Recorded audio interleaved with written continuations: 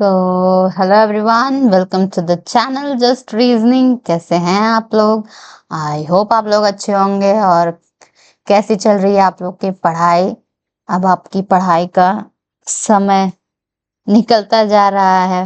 Preparation आ चुका है हमारा आईबीपीएस पीओ का फॉर्म, जो सॉरी नोटिफिकेशन आया कल रात को आ रहा था। एक बार आया फिर डिलीट हो गया, बट फिर अपलोड हो गया था।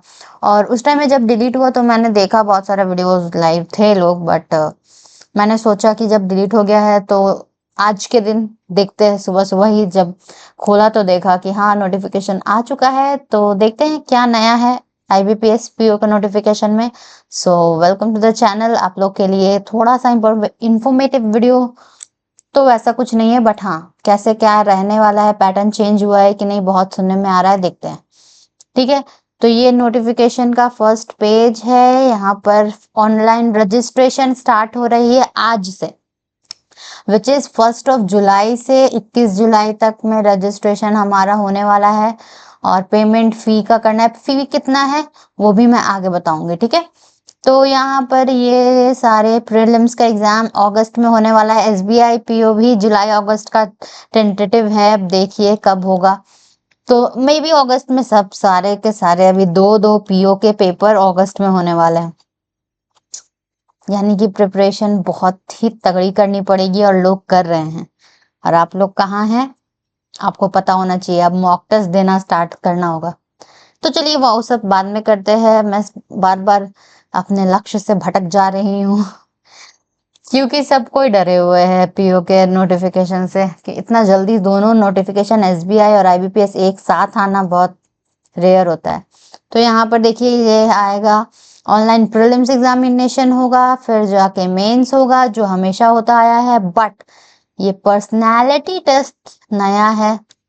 मेंस के बाद में ये होगा, उसके बाद में फिर इंटरव्यू भी होगा। जो एसबीआई पीओ में साइकोसोमेटिक टेस्ट इस बार किया गया था, उसी के बदले अभी यहाँ पर आईबीपीएस पर्सनालिटी टेस्ट कर दिया है। इसके बारे में देखते हैं। ये आपके मेंस क्वालिफाई करने के बाद होगा ये, ठीक है। दो एक चीज नया जोड़ा है ये पर्सनालिटी टेस्ट, जो एसबीआई में जोड़ा था साइकोसोमेटिक टेस्ट, ठीक है। तो ये था, ये है रिजल्ट है अलॉटमेंट जनवरी फरवरी 2026 तक, ठीक है। ये इंडेक्स दिया हुआ है कहाँ कहाँ क्या क्या इंपॉर्टेंट है। चलिए हम लोग देखते हैं। इंट्रोडक्शन, ये पार्टिसिपेटिंग बैंक, कौन कौन से बैंक पार्टिसिपेट कर रहे हैं, मतलब अगर आपका आईबीपीएस पीओ निकला तो आप ये सारे बैंक्स में से एक में पीओ के लिए सेलेक्ट होंगे, ठीक है। और इसका प्रेफरेंस भी आपको फॉर्म फिलअप के टाइम में भरना पड़ता है। हाँ, पहला मतलब नंबरिंग वाइज कि पहला प्रेफरेंस कौन है। जनरली पहला प्रेफरेंस लोग पीएनबी को देते हैं, Punjab national bank, then bank, बहुत सारा मतलब लाइन से होता है। तो ये बाद में, ठीक है। ये सारे कितने बैंक्स हैं? 11 बैंक्स हैं, ठीक है। ये सारे बैंक्स का है प्रेफर बैंक। अब ये पीओ का बेसिक पे दिया हुआ है। इसके लिए आप, मैं क्या बोलूं, आप लोग खुद देखिए जो भी है, ठीक है। ये उसके बाद में हमारा इम्पोर्टेंट है एलिजिबिलिटी होना चाहिए। क्या देखते हैं एलिजिबिलिटी क्राइटेरिया क्या है? सिर्फ ग्रेजुएशन है और कुछ एक्स्ट्रा नहीं है, मैंने देखा था। Please note that the eligibility criteria basic for applying for candidate must necessary produce relevant document photo support for qualification this.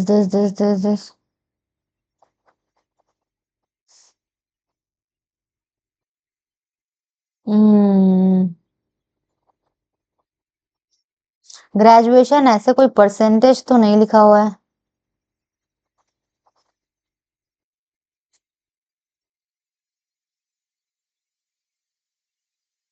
नहीं है, कोई परसेंटेज नहीं है। देखिए, अब देखिए नेशनैलिटी इंडियन होना चाहिए, एज होना चाहिए 20 से 30 साल, कैटेगरी वाइज जिसका ज्यादा है वो सब ये एक्सटेंड हो रहा है ईयर। एससी के लिए, एससी एसटी के लिए 5 ईयर का एक्सटेंशन है। 30 के बाद जो लगता है ये तो बताने की जरूरत नहीं है। ये सब ईडब्ल्यूएस ओबीसी का सर्टिफिकेट होना चाहिए, ठीक है। रिजर्वेशन वगैरह है। जो इम्पोर्टेंट है वो मैं बता दूं जो जरूरी है। गाइडलाइन ये तो जरूरी नहीं है। ईडब्ल्यूएस के बारे में भी लिखा हुआ है। एजुकेशनल क्वालिफिकेशन कितना होना चाहिए? अ डिग्री, ग्रेजुएशन का any discipline from university by government of India होना चाहिए, और मार्कशीट वैलिड होना चाहिए, ठीक है।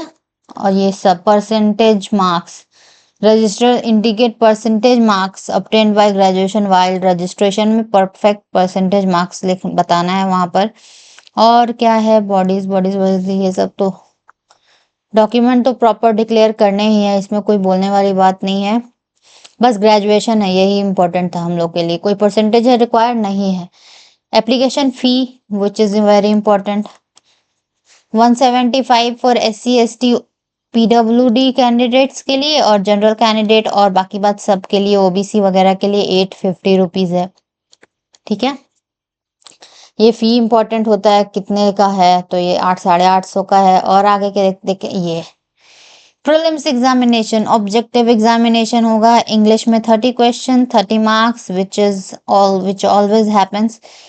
क्वांट में चेंज हुआ है, 35 क्वेश्चंस तो है बट मार्क्स 30 कर दिया है, यानी कि कोई ना कोई क्वेश्चन 5 क्वेश्चन को हाफ हाफ मार्क्स करके बनाएगा। क्या करेगा वी डोंट नो, तो ऐसा है। रीजनिंग एबिलिटी को 35 क्वेश्चंस हैं बट मार्क्स 40 कर दिया है।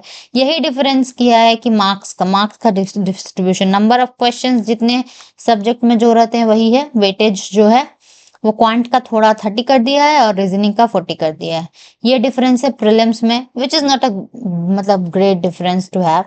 ये देखिए मेंस में थोड़ा सा डिफरेंस और है। मेंस क्या है, जो क्वालिफाई करेगा मेन प्रीलिम्स जो क्वालिफाइंग नेचर का होता है उसके बाद मेंस में जाएगा।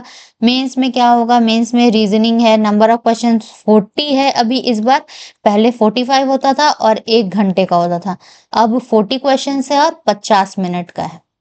रीजनिंग बहुत है, 50 मिनट आप लोग को लगते होंगे कम है बट एग्जाम मेंस में बहुत लगता है, ठीक है। और ये देखिए इकोनॉमिक अवेयरनेस, रीजनिंग का क्या क्या लिखा हुआ है, जनरल इकोनॉमी, बैंकिंग अवेयरनेस है, डिजिटल फाइनेंशियल अवेयरनेस, डिजिटल मतलब जो अभी जो जो बैंक्स जो जो डिजिटल प्रोडक्ट्स लॉन्च कर रहे हैं उन सब का नाम, ये वो everything is included, including RBI circulars. ये देख रहे हैं RBI सर्कुलर्स, जो नया नया RBI के द्वारा जो सर्कुलर आ रहा है उससे रिलेटेड क्वेश्चंस भी रहेंगे, तो इसको एक सेगमेंट में मैं अपने में जोड़ सकती हूँ, मैं एक काम कर सकती हूँ, आई विल ट्राई दैट। तो अभी नहीं कुछ बोलूंगी मैं, तो ये है आपका 35 क्वेश्चन 50 मार्क्स, इंग्लिश है 35 क्वेश्चन 40 मार्क्स, डेटा इंटरप्रिटेशन है 35 क्वेश्चन 50 मार्क्स, पहले 60 मार्क्स का होता था अब 50 का हो रहा है। ओवरऑल यहाँ पर 145 क्वेश्चंस रहने वाले हैं, 160 मिनट्स रहेंगे आपके, पहले 180 मिनट्स दिए जाते थे अभी 160 है, ये डिफरेंस है। उसके बाद में ये ऐसे होगा, ऐसे और कॉम्प्रिहेंशन एग्जाम के बाद में ये डिस्क्रिप्टिव होता है, एज यू गाइज नो कि जो मेंस देते हैं। और ये जो डिस्क्रिप्शन जो है डिस्क्रिप्टिव जो है उसमें बहुत सारे जो क्वेश्चन होंगे बेस्ड होंगे economic, social issues, emerging trends and banking technology और करंट अफेयर्स, एथिक्स, मतलब जितना बैंकिंग से रिलेटेड है वो, और सोशल इश्यूज पर ये क्वेश्चंस होंगे डिस्क्रिप्टिव के, ठीक है। उसके बाद में ये हमारा जाना जरूरी था। अब देखिए अब इसके बाद डिस्क्रिप्टिव हो जाएगा मेंस वाले दिन ही, उसके बाद में होगा पर्सनालिटी टेस्ट, अगर आप मेंस पार करिए क्वालिफाई किए तो candidate who qualify with mains will be called for personality test. Personality profile of the candidate will be placed before the interview panel. Okay, personality test will be non qualifying in nature. मतलब ये qualify होना non qualify होना जरूरी नहीं है, but appear तो करना पड़ेगा। However, appearing in the personality test will be mandatory for being eligible for interview. मतलब कि ऐसा नहीं है कि आपको क्वालिफाई, अगर आप पर्सनालिटी टेस्ट में नंबर कम आए तो आप इंटरव्यू नहीं दे पाएंगे, नहीं, मेंस हो जाएगा, उसके बाद में इंटरव्यू के पहले एक दिन पर्सनालिटी टेस्ट के लिए आपका कॉल आएगा या फिर एडमिट आएगा, जो भी है वो होगा, ठीक है। और वहां पर ऐसा नहीं, और आपका पर्सनालिटी टेस्ट होने के बाद भी इंटरव्यू होगा ही होगा, ठीक है। तो ये नॉन क्वालिफाइंग नेचर है, ऐसा नहीं कि इसको क्वालिफाई करना ही होगा, इसमें फेल नहीं करेगा, बस इसको अटेम्प्ट तो करना ही है जाके एग्जाम दे। यही नया चीज जो ऐड किया है वो है। और क्या है पेनाल्टी, ये कट ऑफ स्कोर जो है जैसा होगा। Marks obtained in online mains examination only be the considered for shortlisting for personality test and interview, दोनों को एक बार ही करेगा। मतलब ऐसा नहीं है कि मेंस के बाद में पर्सनालिटी टेस्ट, फिर पर्सनालिटी टेस्ट जो क्वालिफाई करेगा वो इंटरव्यू में जाएगा, जी नहीं, जो मेंस क्वालिफाई किया वो पर्सनालिटी टेस्ट देगा, उसके बाद ही इंटरव्यू भी देगा, दोनों देगा, ठीक है। और फाइनल मेरिट में आएगा, ठीक है। स्कोर्स जो है वो आपका इक्वी परसेंटाइल मेथड से होगा, जो कि जिसके बारे में अभी सब कोई बात कर रहे हैं, जो भी है। एग्जामिनेशन सेंटर्स ये सब हमारे लिए इम्पोर्टेंट नहीं है, हमारे लिए अब क्या इम्पोर्टेंट है, एलिजिबिलिटी मैंने बता दिया, डॉक्यूमेंटेशन वगैरह यहाँ पर है, क्या क्या लगेगा यह सब आप देख सकते हैं, जितना इम्पोर्टेंट था मैंने बोल दिया है। आइडेंटिटी वेरिफिकेशन, ये सब जो आइडेंटिटी वेरिफिकेशन चाहिए होगा, हाउ टू अप्लाई, ये सब तो जरूरत नहीं है, तो आप लोग खुद कर लेंगे। ये देखिए 18850 रुपीज जो लगने वाला है। और ये क्वेश्चन देखिए, please note that until photographs and signature are as per specification provided the system will not be allowed candidate to move forward, मतलब वही फोटो और सिग्नेचर अपलोड करना होगा। ब्लैक पेन का है, ब्लैक पेन का करना होगा, ठीक है।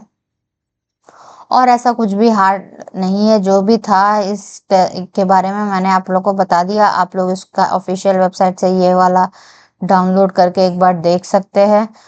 डिक्लेरेशन क्या चाहिए, डिक्लेरेशन भी इसमें दिया हुआ है, रुक चाहिए, जो डिक्लेरेशन दिया हुआ रहेगा वो ही एग्जैक्ट हम लोग को लिखना होता है, ऐसा नहीं है कि हम लोग एक दो वर्ड छोड़ दें किसी। नंबर ऑफ वैकेंसीज कितने हैं, 5208 वैकेंसी है, 5208 वैकेंसी है, पीएनबी का वैकेंसी है, यूआर का 81, सबसे ज्यादा वैकेंसी है बैंक ऑफ बड़ौदा का, फिर बैंक ऑफ इंडिया का, फिर सॉरी पहले बैंक ऑफ बड़ौदा और बैंक ऑफ महाराष्ट्र का है, देन है आपका बैंक ऑफ इंडिया का है, उस सबसे ज्यादा तो यहाँ कैनरा बैंक का है, वो तो मैंने देखा ही नहीं। 500 वैकेंसी है, ठीक है, अच्छी बात है, मतलब यूआर की मैं बोल रही हूँ, ठीक है। टोटल वैकेंसी तो 1000 यहाँ पर है, तो 5208 वैकेंसी आई है पीओ की, आप लोग देख सकते हो। और क्या करना है ये सब तो एग्जामिनेशन सेंटर कहाँ कहाँ पड़ेगा वो है। फोटो सिग्नेचर के बारे में क्या क्या है, लेफ्ट थंब होना चाहिए, क्या क्या चाहिए हमें, signature, left thumb impression, hand written declaration होना चाहिए, और 10 का सर्टिफिकेट होना चाहिए, ये सब चीज चाहिए होगा। फोटो का साइज वगैरह देख सकते हैं आप लोग, यहाँ पर रेड आई नहीं होना चाहिए, और ग्लासेस नहीं पहने होने चाहिए, जो जो ये देखिए, कैपिटल लेटर में डिक्लेरेशन नहीं होना चाहिए, सिग्नेचर भी कैपिटल लेटर में नहीं होना चाहिए, रनिंग हैंडराइटिंग में होना चाहिए, ये है डिक्लेरेशन, ये आप लोग स्क्रीनशॉट ले लीजिए, ठीक है। ये डिक्लेरेशन है। आई के बाद में अपना नाम लिखेंगे, उसके बाद में ये चीज तो नहीं लिखेंगे, यहाँ पर अपना नाम लिखेंगे, कॉमा देंगे, और उसके बाद में hereby declare that all the information submitted by me in the application form is correct, true and valid. I will present this the document this, ये सारी चीजें आप लोग को लिखना है, स्क्रीनशॉट ले लीजिए। उसके बाद क्या करना है, डॉक्यूमेंट का साइज भी मैटर करता है, 500 केबी के अंदर होना चाहिए ये डॉक्यूमेंट। डॉक्यूमेंट पीडीएफ जो है पीडीएफ फॉर्मेट में होना चाहिए, पेज का साइज होना चाहिए A4 size, size of the file should not be exceeding 500 KB, से ज्यादा नहीं होना चाहिए। In case of document being scanned please ensure it is saved as PDF and size not more than 500 KB as PDF, okay.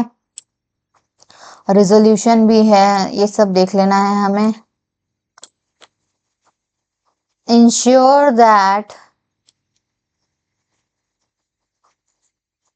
The photo signature, left thumb impression and hand written declaration जो है certified है। If applicable upload space only online application जो भी है। Ensure that all the scan document adheres to the required specification. जो जो जितना जितना पीडीएफ में जितना जितना केबी बोल रहा है उसके अकॉर्डिंग होना चाहिए। ठीक है। डॉक्यूमेंट का साइज के बारे में डीपीआई इतना ही है। ब्लैक पेन और ब्लू पेन कौन सा लिख सकते हैं?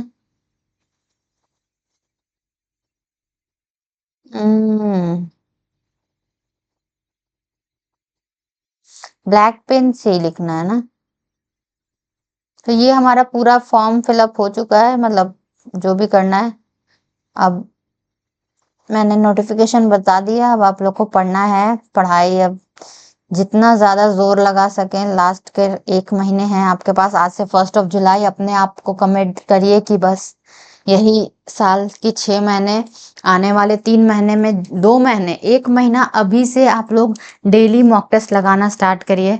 डेली के अभी नहीं, अगर आप बिगिनर हैं तो 3 दिन में एक बार मॉक टेस्ट तो जरूर लगाइए, बस 10 दिन तक। लेकिन अब जुलाई में mock test is very important for you guys. ठीक है। सीरियस होके पढ़ाई करिए, बस मैं यही बोलूंगी। Thank you for watching the video. मिलते हैं नेक्स्ट वीडियो में।